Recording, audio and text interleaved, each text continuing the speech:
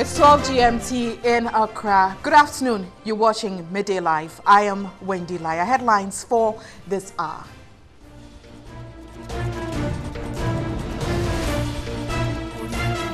Accra Metropolitan Assembly set to decongest pavements, footbridges and ceremonial routes.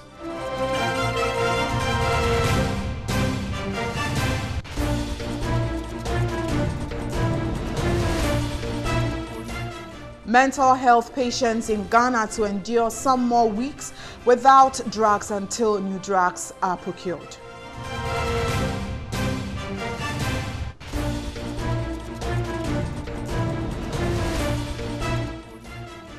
And in international news, Liberian President-elect George Weah says he will prioritize the agricultural sector and repair the dilapidated infrastructure.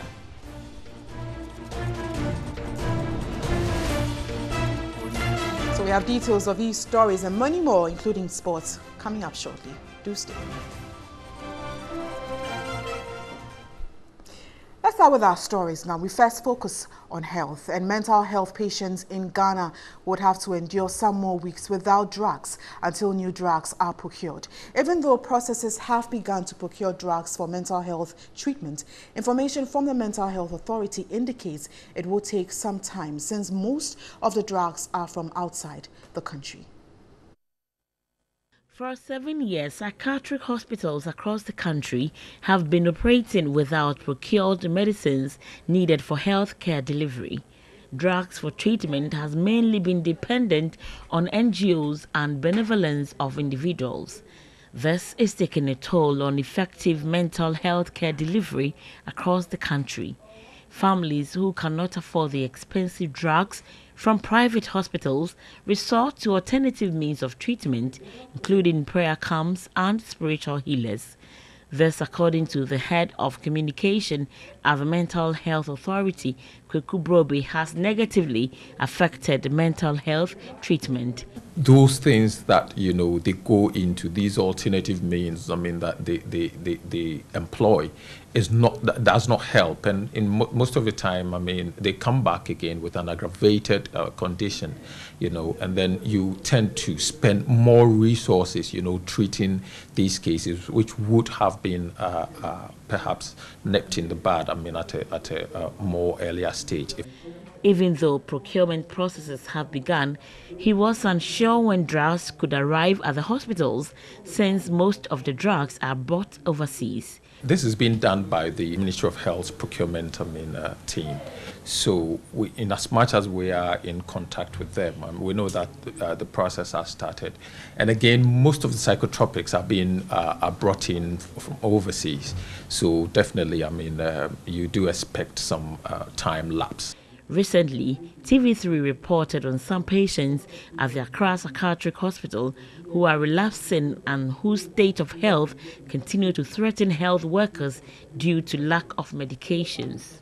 Hopefully, with this procurement process that's in place, when the medication comes in, as and when it lasts, we will trigger the next procurement process, and we hope that within that period, we are able to go through the processes so that we do not have that shortage. For many years, the Accra Psychiatric Hospital has been in the news for varied reasons, ranging from shortage of consumables and congestion.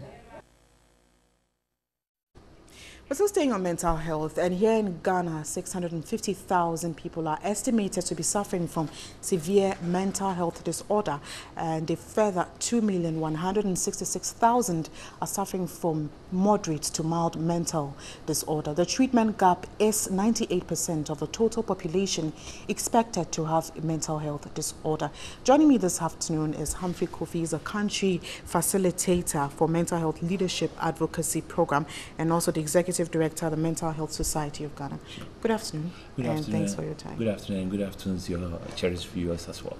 Now, first of all, let's do a review of mental health in 2017. Okay. A lot of issues came up. Sure. What do you make of it? Yeah, actually, mental health did not do too well last year. You will recall the incidence of suicide within the second cycle institutions as well as the tertiary institutions. You recall the situation where there were agitations in all the three mental health facilities, Accra Psychiatric Hospital, Pantine, and also Ankafo. You recall the situation where there was shortage of medicines for people with mental disorders, and to the extent that, feeding became a problem in these psychiatric hospitals. So the LI, which is also supposed to be giving the administrative directive to the parent law to ensure that people know what to do in terms of the parent law, was not passed. So many things lagged behind last year that were not fulfilled in terms of mental health. Worst of it was a budgetary allocation from the Ministry of Health to mental health, in fact, so insignificant, in terms of percentage. Although the year is still young, some of these things you've mentioned have been carried forward to this very new year. Talk about the stories we've done on the Accra Psychiatric Hospital. Sure. Due to lack of funding and support. Sure. Drugs is still a challenge, not just for the Accra Psychiatric Hospital, but for all mental health institutions across the country. Sure. And talking about focusing on mental health care, how do we deal with this as a country? First of all, we need to be serious. We have always said that when we talk about issues about the mind, we are talking about mental health. And everything starts from the mind. We are talking about situations where psychotropic medicines for people with mental disorders had run short over the years, more than 3-4 years ago. And it was only last year that we saw a stopgap measure by government to procure some medication. But it was woefully inadequate. And you see the number of people who are suffering from mental disorders on our streets. Most of them have run away from the institutions because, one, there are no medication, there is no food. Two, the issues of suicide. People go through distress situations and they have no support, and that is what they contemplate, and therefore begin to initiate suicide plans, and then commit suicide, especially in the second cycle and also in the tertiary institution. We have not really done much in terms of mental health. If you look at the budgetary allocation, I think that we need to be serious. As a country. But putting this mental health challenge on the NHIA, is that going to solve the problem entirely? To a large extent, because if a patient really goes to the facility and has the mental health conditions listed on the essential drugs, or as it were on the NHIS, and he's able to procure them, that goes a long way to reduce government knee-jerk reaction in procuring medication for people with mental disorders, because those pharmacies will be ready to make available these medications, because once it's on the NHIS, it will be demanded for. So therefore, you will always find it in the institutions, in the various facilities. But to be honest, one of the things that we need to see this year is to see that all the prayer camps have moved away from chaining people. From this year, we shouldn't see people in shackles and in chains in the prayer camps, where you see chains put around the legs of people. There should be a total overhaul of this system, to the extent that there are visiting committees that are supposed to visit the prayer camps and ensure that they run in tandem with human rights structures and all that, do the right thing. There should also be a mental health tribunal that will investigate cases of infractions and abuses of people with mental disorders, so that at least we come to see a human face in terms of treatment. Services must improve. Human rights must also improve. That is how we look at it for 2018. All right, thank you so much, Humphrey Kofi. He is the country facilitator for mental health leadership and also advocacy program here in Ghana. We're grateful for your time. Thank you so much. Let's move on to some more stories this afternoon. We're hitting the streets and we're focusing on Ghana is being estimated to lose $4 billion annually to corruption as part of efforts to tackle the menace. President Akufo-Addo on Tuesday, January 2, 2018, assented to 5 key bills passed by Parliament in 2017. Among the bills is that of the Office of the Special Prosecutor Bill. My colleague, Catherine Frimpoma, has been sampling some views of some legal practitioners on what do you think.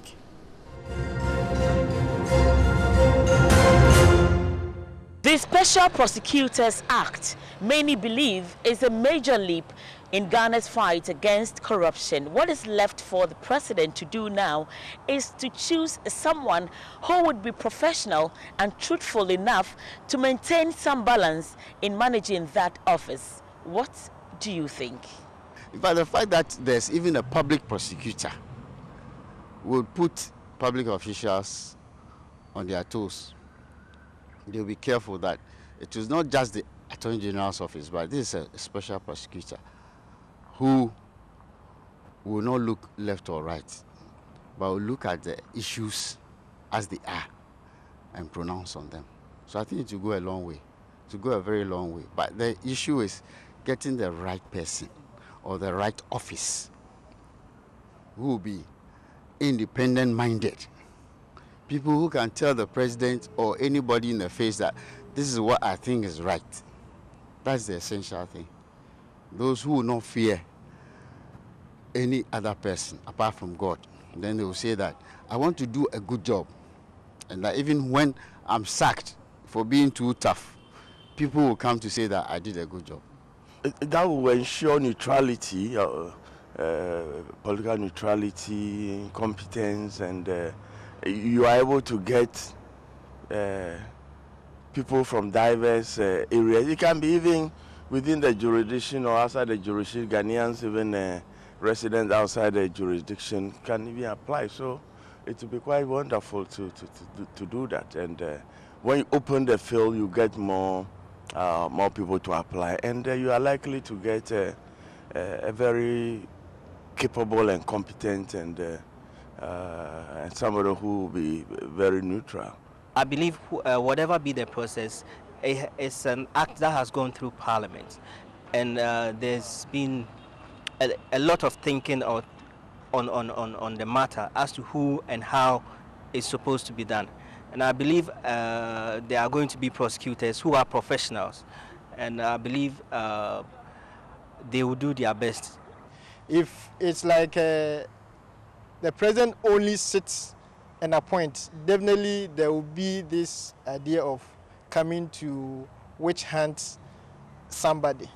But if there is a wider consultation and a person widely acceptable to all Ghanaians, definitely everybody will support. And we all know, even though everybody has a political party or is affiliated to a political party, there are some individuals that their appointment to that high office will be widely accepted.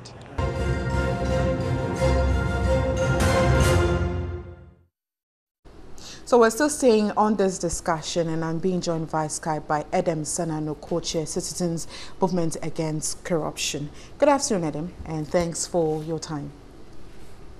Good afternoon to you and to everyone. Now, Edem, before we move a lot more deeper into this conversation, we just had an interview on the streets and spoke to some legal minds on the Special Prosecutor's Office. And some of the concerns that have come up is the person to be placed in charge of that office. Some have said that the person should be widely accepted by Ghanaians. What do you make of this? Well, I think that we should look at our system selecting somebody who has experience, who has the qualifications, who is known to have that caliber of integrity and neutrality. It should be things that I think that by and large, once you know what you're looking out for, it should be possible to get a Ghanaian who suits the bill. And will setting up this office end corruption in its entirety for us as a country? Absolutely not. I mean, the Special Prosecutor's Office is only one amongst a gamut of strategies that we ought to be deploying in order to fight corruption. So no, the SPO by itself will not provide that type of thing. Indeed, it doesn't matter how many strategies you do not believe, but the level of impunity with which we are finding fraud and corruption and such acts can be minimized to a large extent. All right, well, thank you so much for your time, Edem Senano, who's a co-chair Citizens Movement Against Corruption. To some more, and the Colleges of Education Teachers Association of Ghana, CETAC, has issued an ultimatum to government to start working on their market premium or face their wrath. The association is also pressing the need for government to constitute governing councils for colleges of education by the end of this month. everybody in the colleges will bear with me that there's an easy calm because we are supposed to have governing councils in place, and ever since the new government took over 1 year down the lane, the government has not been able to constitute the governing councils. And when you look at this act, the Colleges of Education Act 847, subsections 5, 6, and 7, it's clear, explicit, the formation and functions of the governing councils. So we realize that in the absence of the councils, a lot of things are not happening the way they are supposed to happen. For instance, major decisions that have to be taken by the colleges cannot be taken because the principals have got their own limitations. In some cases, too, some ad hoc, some decisions that are arbitrary and discretionary are also taken, which we believe is not the best. And the worst of it all is the teacher in the college who is, worse off. Why are we saying that? Per our structures, promotion is not gained based on the number of years you've served like we used to have in the GES. It is publish or perish. We have people who have published articles, and the governing councils are supposed to set up promotions and the appointment and promotions committee, and then the governing council will okay it before they will gain their promotion. 1 year now, such people are in a limbo, not knowing when their promotions will go through. So in all of this, we think it's not good enough for the colleges. That's why we're saying that CETAC, we're giving the government up to 31st of January to implement or to ensure that the governing councils are constituted and inaugurated. Other than that, the association will have no option than to advise ourselves. And two, another major concern is the issue of the market premium we've been talking about. Remember when we came here the last time, we raised it.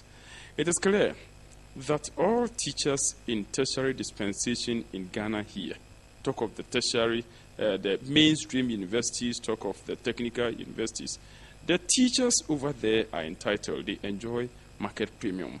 The universities, we know they take 102, 103% of the pre-single spine basic salary as their market premium. The polytechnics are also taking between 80 and 90% of their single spine basic salary, in addition to the basic salary as their market premium. You cannot tell us that we who have also, by this act, the colleges, also as tertiary institutions, you cannot tell us because of some government white paper we are not entitled to.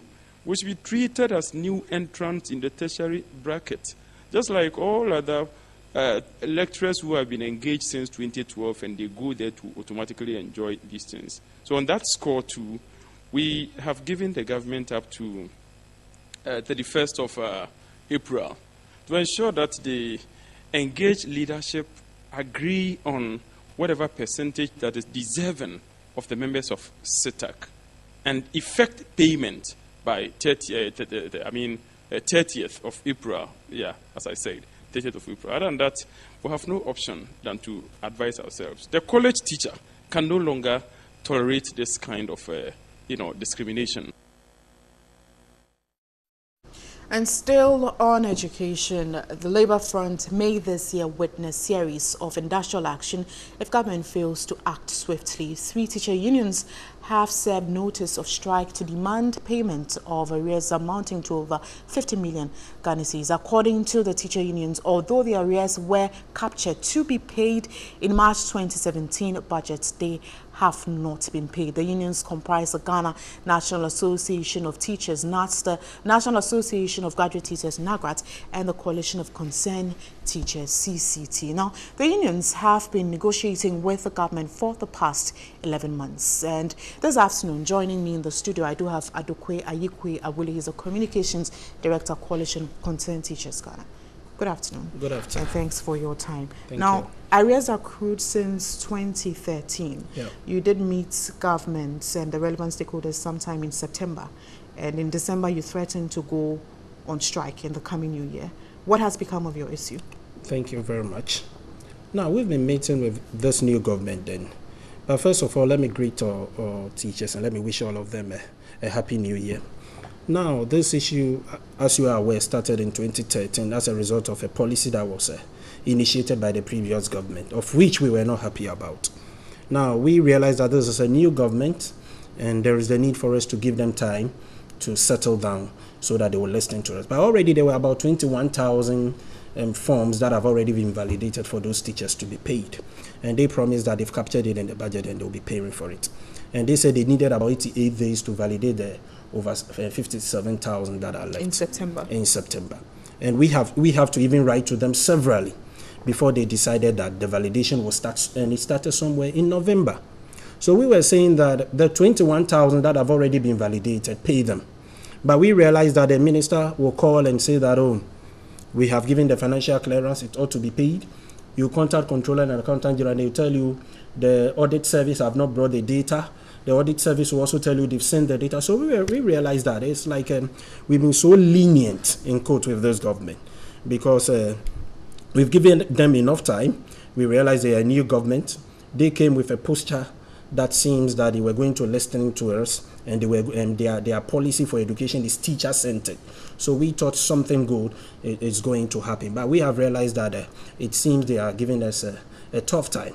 So we took a decision that for this year, 2018, we are not going to allow this issue to rest anymore. But after you gave that notice of you striking early this year, did you receive any feedback from government? Did you speak to them or any relevant stakeholder involved in this matter? The last meeting we held was in December, I think the first week of December, where we thought the 21,000 would be receiving this last December. But we from the information, from the interaction that went on, we realized that they were not ready to do that in December. That was when we told them. When did they tell you that they would do that? They said we should wait again until January ending. So always we've been waiting. From September, wait. Now, schools are going to reopen very soon. Yeah, that we know. We are aware. And you see, we don't want a situation whereby parents will be agitating that schools have reopened, and then we are not there to supervise the children or all those. That is why we gave them a whole 11 months to make sure that they solve this issue.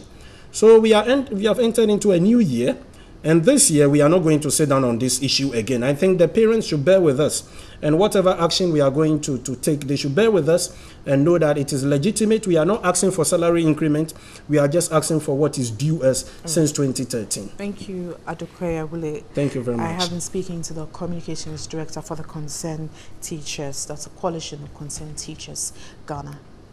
To some other stories, you're still watching Media Live, and some crop varieties in the northern region are nearing extinction owing to severe climate change. Eva Tipoka reports late and erratic rains have made it impossible for the cultivation of some crops. The agriculture calendar in the northern part of Ghana is fast experiencing change. Rains are becoming incredibly erratic owing to climate change threatening food security.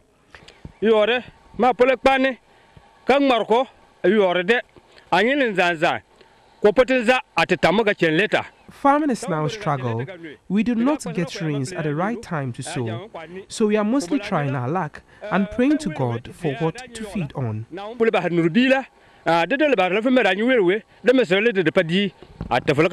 It was late because normally cropping starts in northern region in those good days, late or mid-April. But you can see that this year, many of the farmers planted in June. Sowing is expected to be done in April, while harvesting of some early maturing varieties done in August. But farmers are always behind the calendar. In late July 2017, some farmers were still making holes to sow with no hope of yield. Others simply abandoned their farms. A few defied the dreadful weather and sowed with the early erratic rains. The rain ceased afterwards. A serious disaster. We have never experienced this kind of drought for the past 30 years. As you see the crops this way, it's because of the drought.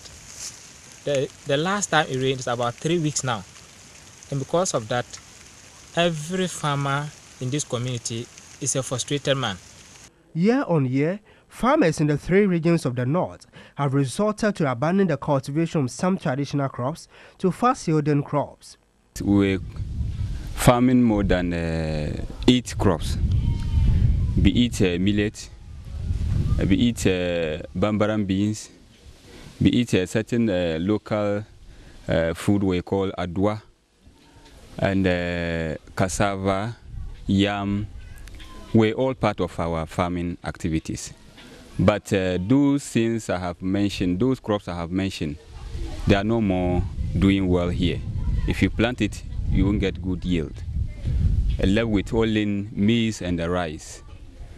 And then those 2 crops, one is affected by the army worms. Some known crops cultivated in the region are no longer available even though it is their season. Farmers charged government to help stop the illegal felling of trees, which according to them is affecting rainfall pattern. Away from the agriculture, now let's focus on the Accra Metropolitan Assembly. And the Assembly is set to embark on a decongestion exercise to rid pavements, footbridges, ceremonial routes and other open spaces of traders and hawkers who crowd these places. Traders and hawkers are expected to vacate these places before Monday, January 8th, when the Assembly will hit the streets to clear the metropolis of these encroachers. AMA Chief Executive Mohammed Ajesowa spoke on New Day this morning. At Circle, the people are not back at Circle. What happens at Circle is that our men are deployed in the day. So during the day, the pedestrian walkways are free and people are freely there. However, in the evening when our men are not there, Circle becomes a nightmare. So we intend to do a 24-hour decongestion exercise and maintain security, make sure that we enforce our bylaws around Circle as well. But it is not only the Circle pedestrian walkway.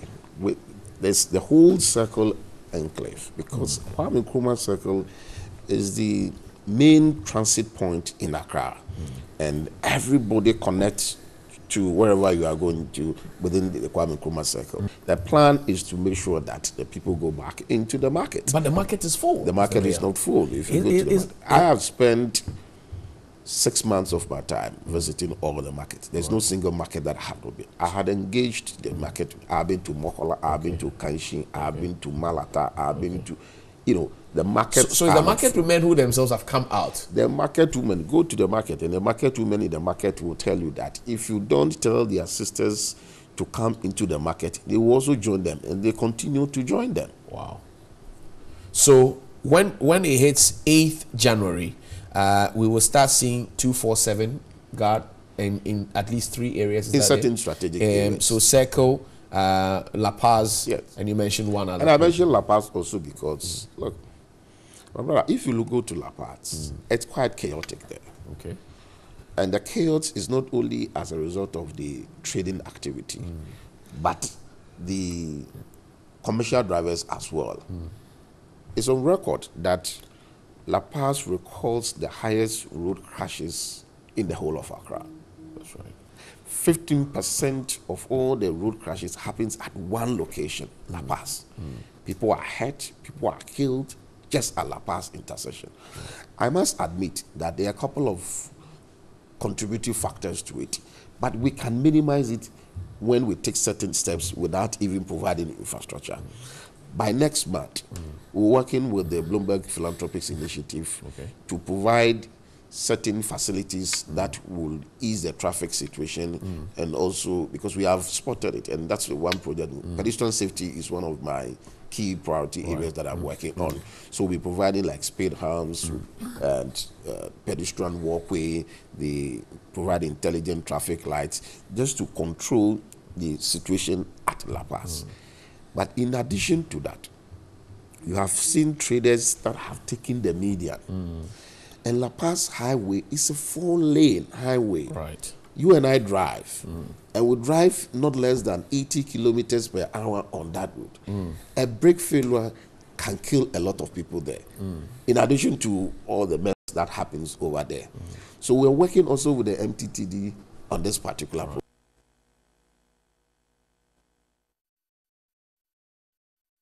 We move to the Upper East region, where the chiefs and people of Kusak traditional area have charged government to turn attention to the development of the area to reduce poverty. Paramount Chief Naba Asiedu-Dartey Azonga and his subjects emphasized on the construction of a Bologatanga-Boku road, which they say is retarding businesses. Annually, sons and daughters of Kusan traditional area meet to chart the development path and peaceful existence for the area. Samampid is a traditional post-harvest Thanksgiving festival celebrated to thank God and the ancestors for a successful farming and peaceful year. Even though drought, pest and disease toppled their efforts, they are still thankful while praying for a better season next year. Naba Asiedu-Dartey Azonga bemoaned the low pace of development in the area. Naba Asiedu-Dartey Azonga noted the plight of his subjects had been further deepened by the poor road network, which is negatively affecting business.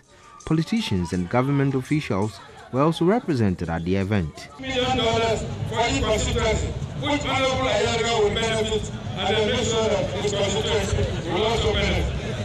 Senior high school, this can be achieved. We in Parliament will continue to remind government of the many dams that have been promised. I hope that very soon the Tamde Dam will be completed, but beyond Tamde, we hope that every village will see a dam and every district will see a factory and all the other promises that have been made. The celebration was a colorful display of culture and tradition. This is Midday Live. We have more shortly. Don't go away.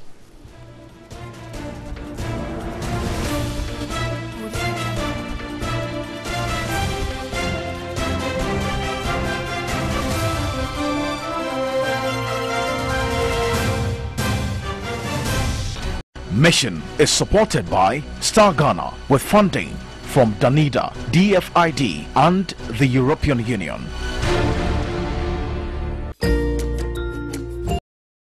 The business segment is brought to you by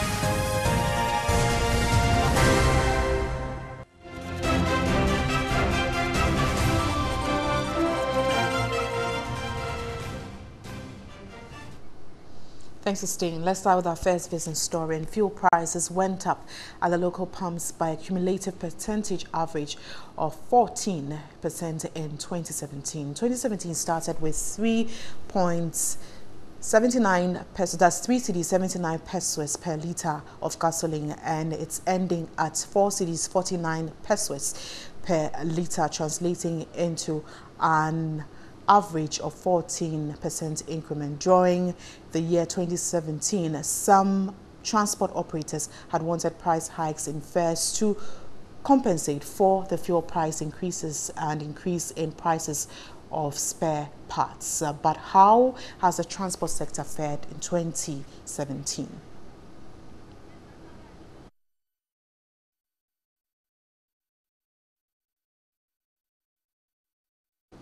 So joining me via phone this afternoon is Robert Sapa. He's the National Vice Chairman, Ghana Private Roads and Transport Union, GPRTU. Good afternoon, sir, and thanks for your time. Good afternoon. Now, what's your take on the performance of the private transport sector in 2017? Come again, please. I'm asking your description of the private sector performance in transport sector in 2017. Oh, well, it has been very challenging because things that, we expected, we could not get 100% performance. So there was a little bit of challenge. However, it's better than nothing. Now, fuel prices went up at the local pumps by a cumulative average of 14% in 2017. But some of your members complained and wanted fare hikes. This did not happen. Are these some of the reasons why you said it didn't fare as you wanted? Well, mostly, our passengers, the clients, Ghanaian citizens, almost always rely on the fuel increment as justification for, increment in lorry fares. Yes, if they have gone up by 14 point something, as you mentioned, there have been some reduction, decreases, but you will not be able to come out with that one. It's there and then that we may know that, we have a seal that when it's up to 10%, prices of the lorry fares increase. The last time that we increased the lorry fare was in April. And so many things have gone under the bridge. Spare parts has been increased. Currently, our bone of contention is continuous, increase in the spare parts. Even the petrol, we even set the petrol aside. But the spare parts that we buy, the level of increment makes it inevitable for fares to be increased. Other than that, we are mostly running out of business. And what will be your expectation for this year? Well, we expect that transport fares should go up. Currently, we've not met. We are on recess. We've not met as a body. But on the 9th, that is next week, Tuesday, we shall be meeting. We do not do this in isolation. We do so in conjunction with other transport operators like the Protea and the cooperative before we are able to come up with percentage increment. But, the reality on the ground is such that the cost of the spare parts are seriously unbearable. And therefore, we need to adjust our fares. We want to demand our pound of flesh. All right, thank you so much, Robert Saba. He is a National Vice Chairman, Ghana Private Roads and Transport Union, GPRTU. To some more business stories, and the Ghana Stock Exchange GSE Composite Index ended in 2017 at 52.73%, an impressive performance over the previous year's performance of negative 15.33%. TV3 Business takes a look at the top 5 best performing stock for the year 2017. The Ghana Stock Exchange in 2017 saw a very strong performance, trading some 295 million volume of shares at the value of 465 million cedis, an increase of 91.87% over the previous year's figure. The GSE Composite Index similarly ended the year impressively at 52.73% and the Financial Stock Index at 49.51%. The Managing Director of First Bank Brokerage, Edem Akpenyo, says the market's performance is a marked improvement over expected projections. Very interesting rises in the market, and I think that it's been quite good. This year we had the Financial Stock Index underperforming the composite as a whole. Usually we'll have the Financial Index outperforming in a good year. See, the majority of the best performers were not in the financial sector, so that led to the CI outperforming the Financial Sector Index. Top 5 best stocks for the year 2017 on the Ghana Stock Exchange is led by Benso Oil Palm Plantation, which appreciated by 194% in value, followed by GOIL, which gained 144%, and the Standard Chartered Bank 107%. Prior years, we have seen a lot of demand for BOB shares which were not available, and that had pushed up prices in the year 2017, which had caused it to do so well. And I think that we can expect that we may have some good performance from BOB again this year. The others are HFC Bank, which appreciated in value by 85%, and Total Ghana gaining 78%. We are looking at not only HFC doing local business, but now that they are part of an international group, that means that they are open to get international business and all that. We are also hoping that there will be some model changes that will make the company more profitable, more aggressive, and all those things. They recently undertook a rights issue which was oversubscribed. So you can understand that there's a lot of investor belief that this company is going to come up and show some very positive results. That, I think, led to also their impressive performance on the market. And that's all for business this afternoon. Next, we have sports with Nana Kujofre.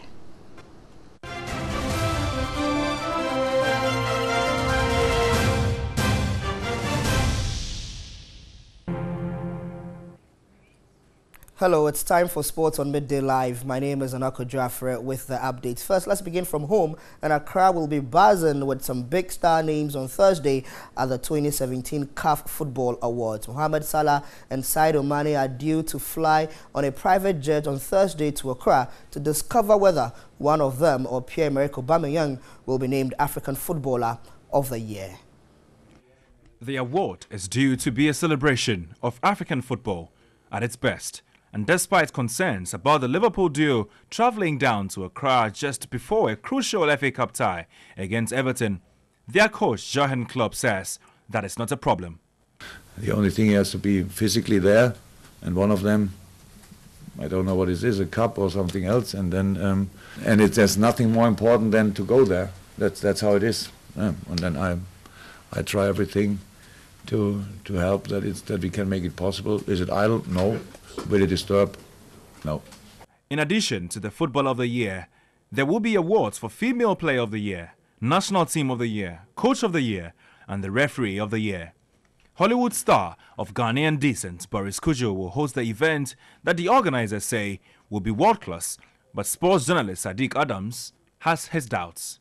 CAF awards are shielded in secrecy. Nobody knows how the event will be done, who are the main actors and performances that will be showcased on the day. In terms of music and whatever that will put in place together to bring out the best of awards, nobody knows how the event comes and unfolds, brings much to the craze and how people will crave for the main event. But as of now, I don't even know the hosts or the main anchors of the event, and I think the organization hasn't been that good, and with regards to having a new administration in place, and as expected of Amar's administration, the organization and promotion has been very poor to me.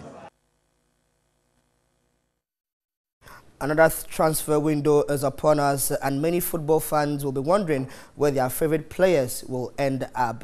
In this report, we look at possible moves for Ghanaian players in the January transfer window. Baba Rahman is in need of a move after recovering from a long-term injury he suffered last season. Multiple reports claim the young defender could be moving back to Germany with Schalke after impressing in his time there. That move is looking increasingly likely. Daniel Opare has been one of Ghana's hottest exports in the past year. Overcoming the injuries and a total loss of form to achieve that means it has been a remarkable turnaround for the player. Opare has been linked to English Premier League side Stoke City for a move over the winter transfer window, but no bid has been made yet for him. From Opare's apparent rise to another man whose rise in 2017 was remarkable. Richmond Boachi Adams' goals has been the talk of the Serbian league, and it has earned him a look in by many big clubs, including English giants Chelsea. There is news that he could also make a return to Italy to join one of his former clubs. Ebenezer Ofori could also leave Stuttgart in the second tier of German football after being frozen out by the club's current coach. In Africa, Daniel Nieje has departed CAF Confederations Cup winners TP Mazembe, and there is news that he could possibly join former coach Patrice Carteron at Phoenix Rising FC. Meanwhile, Ghana captain Asamoah has reiterated his desire to end his career at Kumasi Asante Kotoko. The 34-year-old told Lead Series in Accra that he intends to play for the local Giants before he finally hangs up his boots. Jan is currently on the books of Kayserispor in Turkey after spells in Italy, France, England, and the UAE and China. If he fulfills his Kotoko ambition, it will be the second local club he has played for after appearing for Liberty Professionals at the start of his career.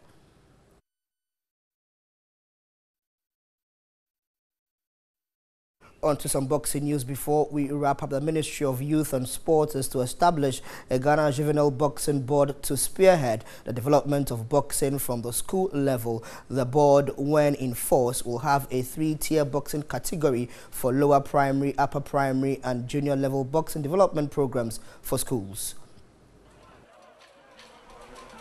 Even though it is an established fact that Ghana still abounds in boxing talent, the country's name in world boxing is only held together by previous enviable records. These, according to experts, is as a result of poor planning, lack of appropriate technical brains, uncoordinated efforts, inadequate support and lack of commitment. The realization of these deficiencies brought the major stakeholders together to develop a national strategic plan towards a systematic development of the game. With a focus on schools boxing. So they will deal with the lower primary, that is age 6 to 8, that is class 1 to class 3, then the upper primary from 9 to 12, and then the junior secondary school 13 to 15. So that's what the Juvenile Boxing Board will be concerned with. When they finish the juvenile cycle, then they walk into the hands of the Ghana Amateur Boxing Federation. And they will run them through the National Championship, West African Championship, All African Games, Commonwealth Games, and the Olympic Games. When they finish the Olympic cycle, then they turn professional. And that's all the sports here on Midday Live. My name is Anako Jaffrey. Thanks very much for watching. Always a pleasure serving you. Back to you, Wendy. Thank you very much indeed, Nana Kujafre. Next, we have international news. And Liberia's President-elect George Weah has set modest goals for his 6-year term, calling for Liberia to start exporting crops and repairing dilapidated infrastructure. In his first interview since winning election last week, Weah rode a wave of youth support to capture more than 60% of the vote in last Tuesday's runoff. But he will need to manage expectations as he attempts to revive one of Africa's worst-performing economies.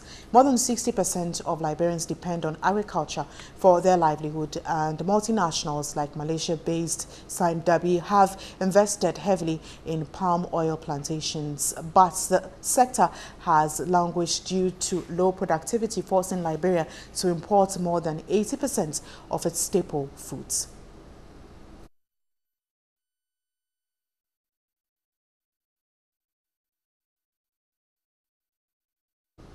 And to other international stories, the U.S. has blocked the $1.2 billion sale of money transfer firm MoneyGram to China's A&T Financial, the digital payments arm of Alibaba. It is the highest profile Chinese deal to be rejected by Washington since Donald Trump came to power. The firms said regulators overseeing foreign investments in the U.S. had refused to support the takeover. They added the geopolitical government had changed considerably since the measure was announced last year. The U.S. has been toughening its stance on business deals with China. Next, we do entertainment, and Hollywood actor Boris Kodjoe has urged Ghanaian movie producers to tell more African stories in their productions. The 44-year-old spirited actor is in Ghana on a short stay to host the CAF Awards. Ghanaian-born American-based actor Boris Kodjoe says the movie industry should focus on telling the real African story to the outside world. The superstar, who is in Ghana with his family to host the CAF Awards, said a lot of westernization is probably one of the basic causes of the dwindling fortunes of the movie industry in the country. We have to look inwards. We have to look at the beauty and the richness of our culture and what we have to offer in all of its diversity. Admiring America is really admiring yourself, because everything from music to movies, hip-hop, that all came from here. This is the original place where those cultural influences first were developed and started. Having acted in movies like Resident Evil, Addicted and Real Husbands of Hollywood, he said he had plans of connecting with local producers, writers and other stakeholders to give the industry a push. Born Boris Cyril Nate Ufuate, the father of two, stated also that inclusion of more youth would guarantee even more success and global recognition for the Ghanaian craft. My mission has always been to encourage youth to use the technology that's available for them. Part of the solution is to empower yourselves to use technology that's available to produce and to distribute content that's relevant.